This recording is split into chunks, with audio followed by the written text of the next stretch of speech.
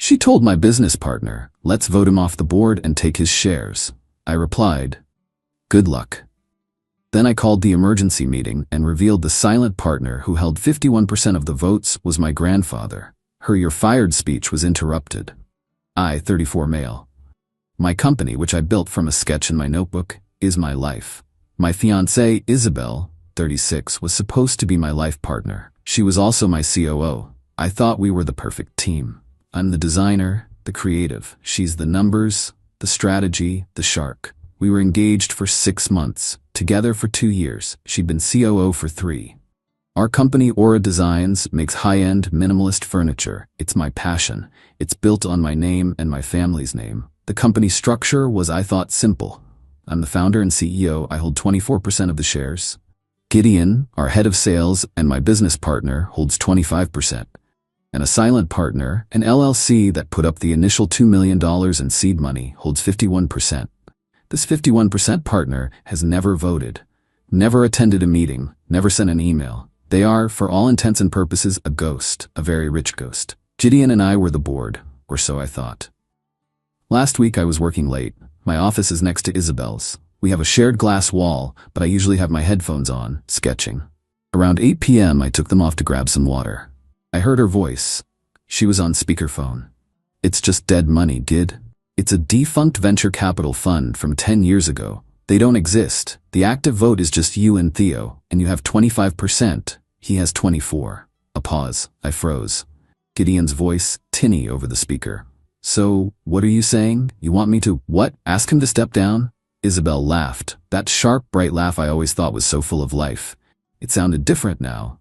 Brittle. No, Gid, you don't ask, you tell. We call an emergency board meeting. You, as the majority voting shareholder, call for a vote of no confidence. You vote him out. I step in as interim CEO. And Theo? What happens to his shares? Who cares? We dilute them. We vote to issue new shares to ourselves. You for your loyalty, me for my leadership. We'll offer him a buyout for pennies. It's clean. He's a designer. Theo's not a fighter. He'll just go. I just stood there. Then my blood felt like it had been replaced with ice water. This was my fiancé, my partner. And what about, you and him? Gideon asked, a little awkwardly. That's been over for months, Gid. I'm just waiting for the right time. This is it. Let's vote him off the board and take his shares. It's time we got paid what we're really worth. I didn't knock. I just opened the interconnecting door. She didn't even jump. She just slowly turned in her chair, saw me, and hung up the phone. Her face wasn't guilty. It was annoyed. Annoyed she'd been caught. You weren't supposed to hear that, she said, as if I'd walked in on her complaining about the catering. Sounds like it, I said. My voice was hollow. A coup, fun, in my own office. She stood up, smoothing her skirt, the $5,000 suit I'd complimented her on that morning. Don't be dramatic, Theo. It's just business. You're holding us back. Your designs are stale. You're not a killer. I am. And Gideon? He's a killer too now? Gideon sees the future. You're stuck in the past. It's done. I looked at her, the woman I'd asked to marry me, the woman I'd trusted with my life's work. Good luck, I said. I walked back to my office. I heard her scoff behind me. She thought I was weak. She thought I was not a fighter. I sat down at my desk. My hands were shaking, not with fear, with a rage so cold it was almost peaceful. I opened my email. To Gideon, Isabel, subject.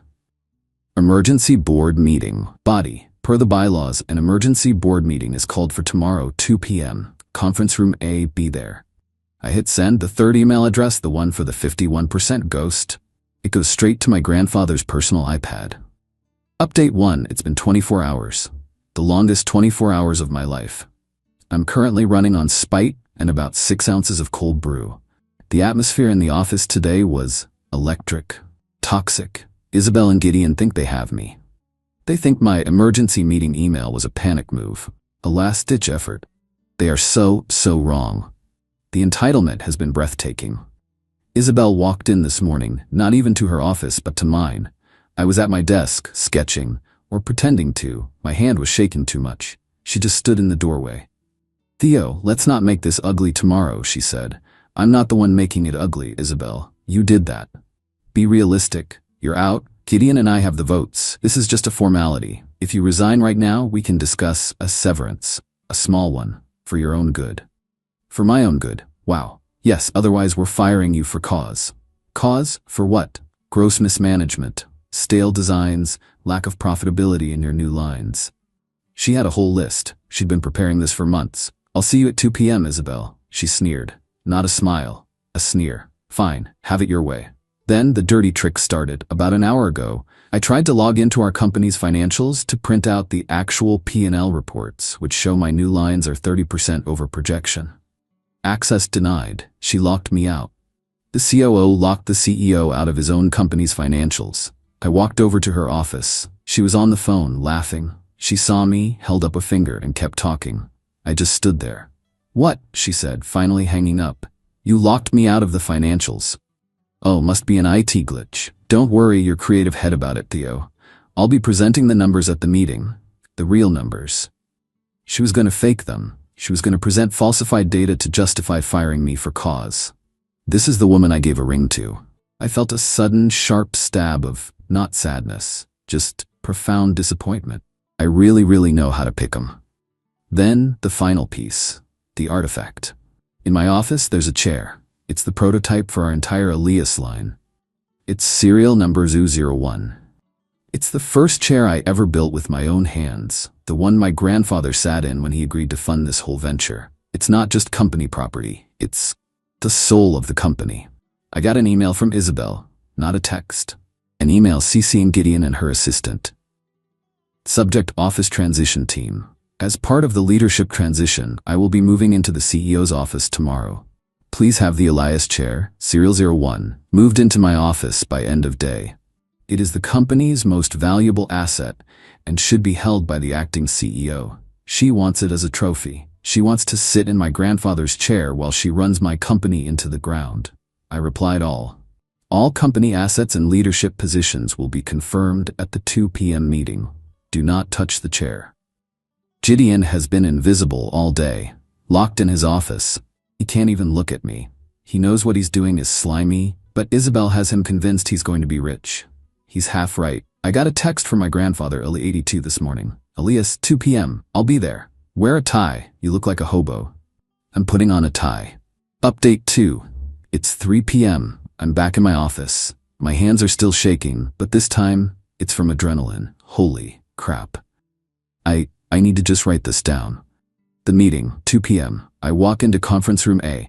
Isabel is already sitting at the head of the table. My seat?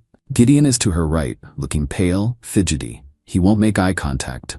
Isabel has a stack of binders in front of her. Her financials. Theo, glad you could make it, she says, all fake bright. It's my meeting, I say, taking a seat on the side. It was your meeting, but as acting majority shareholder, Gideon is ceding the floor to me. As COO, I'll be running this. I just nodded. Okay, let's start. Good, she says. She opens a binder. The agenda is simple. First, a review of the company's failing performance under your leadership. She starts flipping through pages. As you can see, the Elias line is down 40% quarter over quarter. Your new projects are massively over budget. We are frankly insolvent. That's not true, I said. I looked at the numbers last night. You looked at the wrong numbers, she snapped. These are the real numbers. Which brings us to item 2. A vote of no confidence in you as CEO, Gideon? Gideon clears his throat. He looks at his hands. Yeah, Theo, man. I vote. No confidence. Great, Isabel says, smiling. That's 25%. I, as acting CEO, also. You don't have a vote, Isabel, I said quietly. You're not a shareholder. You're an employee. Her face hardens. It doesn't matter. Gideon has 25%. You have 24%. He has the majority of the active board. The vote passes. So as I was saying, as your CEO, you're interrupted. The voice wasn't mine. The conference room door opened. In walked my grandfather, Elias. He's 82. He walks with a custom-made cane. It's actually a flawed leg from one of my prototype tables. He's wearing a 3-piece suit that probably cost more than my car. Isabel and Gideon just stare. I'm sorry, Isabel says, her voice dripping with irritation. Who are you? This is a closed board meeting. My grandfather just smiles. It's not a nice smile. I'm Elias, he says, walking slowly to the table. And you, young lady, are sitting in my chair. He didn't mean my chair, he meant his chair. The 51% chair. Isabel's face is a mask of confusion. I don't know who you are. Security. They know who I am, Elias said. He looked at me. Theo, you called this meeting, but you haven't introduced me. I stood up. Isabel Gideon, I'd like to introduce you to the managing partner of Angel Investor LLC, my grandfather Elias. He holds 51% of this company. Gideon went white. I mean white, like I've seen a ghost and I'm about to throw up white. Isabel, she just short-circuited. That's not possible. That's a defunct VC fund. Elias finally reaches the table. Defunct? Ma'am, I am many things, but I am not defunct. I funded this company, my money, my rules. And you know, he said, tapping the original incorporation bylaws with his cane, I really do wish people would read the documents they sign. Isabel was sputtering. This is a conflict of interest. It's nepotism. It's illegal. It's capitalism, dear, Elias said, pulling up a chair. And you're right about one thing. It is a vote. Theo, what's the motion? Isabel tried to get control back. She stood up. Her voice was shaking but loud. No, this is my meeting. You're fired, Theo, for corporate espionage, for bringing in an unauthorized person. You're fired. Elias just looked at her. You're interrupted, he said. It was so quiet, but it shut her up instantly. Theo, Elias said to me, you hold 24%, I hold 51%. That's 75%. What's the vote? I looked at Gideon, who looked like he was about to pass out. Then I looked at Isabel. Her face was a storm of pure, undiluted hatred. I move, I said, my voice clear, to remove Isabel's last name from the board and terminate her employment for cause effective immediately for conspiracy to defraud the company, attempted theft of assets, and falsification of financial records. I second, Elias said, raising his hand. All in favor? I raised my hand, raised his. That's 75%. Motion passes. Isabel, you're done. Your network access was cut 10 minutes ago. Security is waiting outside. Isabel just crumpled. She didn't scream, she didn't cry, she just deflated. All the shark, all the killer, just gone. You, she whispered at me. You snake. No, I said. I'm just not a fighter, remember? I'm just a designer. Then I looked at Gideon. Gideon, you hold 25%. You want to vote nay? Make it official? Gideon was sweating. He looked from Isabel to Elias to me. He stammered. I vote aye. I'm with you, Theo. I've always been with you. She manipulated me. She told me you were running us into the ground. I didn't know. Isabel let out a sound, a half laugh, half sob. You coward Gid. You were in this. You wanted this. Security, Elias said, tapping a button on the conference phone. 2 security guards we hired at Elias's insistence 2 days ago walked in. Please escort Miss Last Name off the property. She is not to touch her computer. Her personal effects will be mailed to her. She just stared at me as they took her by the arms. You'll regret this, Theo. You'll run this place into the ground without me. We'll see, I said. She and her binders were gone. The room was silent. It was just me, Elias, and a very, very pale Gideon. Elias just looked at him. Mr. Gideon's last name, you and I are going to have a chat about your future, or lack thereof. Final update. It's been a month. The dust has mostly settled. It's been a lot. The first thing everyone asks is, what about Gideon? Did I fire him? No. Elias told me, don't fire a snake when you can defang it and make it work for you. Firing him is easy. Making him stay, that's justice. We had a second meeting. Elias, me, and Gideon. Gideon came in practically bowing. He'd found the real financial reports. He'd discovered Isabel's fabricated ones. He was horrified and so sorry. We didn't care. Elias slid a new contract across the table. This is your new reality, son, he said. Here's the new deal.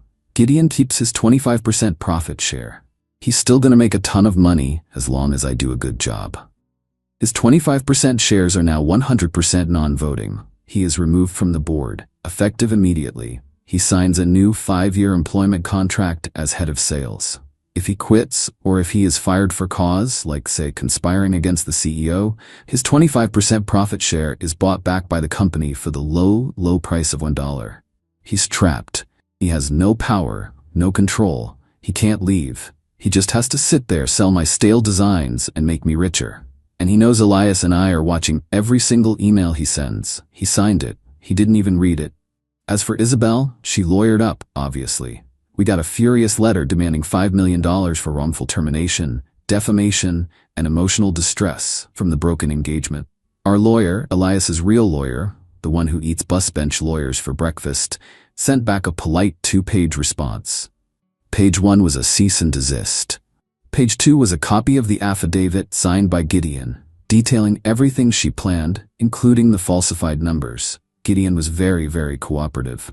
It also included a copy of the for-cause clause in her contract, which she also clearly never read.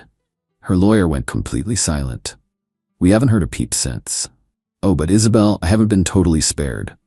I got a text from a number I didn't recognize last week. You think you're so smart, you and that senile old bastard. You'll never be half the killer I am. You'll run that company into the ground in 6 months. I gave you 3 years of my life. I just texted back. Your math is as bad as your ethics. Goodbye, Isabel. I blocked the number. The ring? I left it on her empty desk right before security boxed up her personal items. I'm sure she got it. The Elias chair? Serial number 0001? It's in my grandfather's study. He came by to supervise the move. He just sat in it, looked at me and nodded. Good, he said. Now get back to work. These designs are getting a little stale. He was kidding, I think. The engagement is over. The partnership is different. I feel lighter. The betrayal was surgical. It cut out a part of me I didn't realize was so infected. It's not a happy ending. It's not a sad ending. It's just an ending. The company is secure, my family is secure, and I'm free. Turns out I am a fighter after all.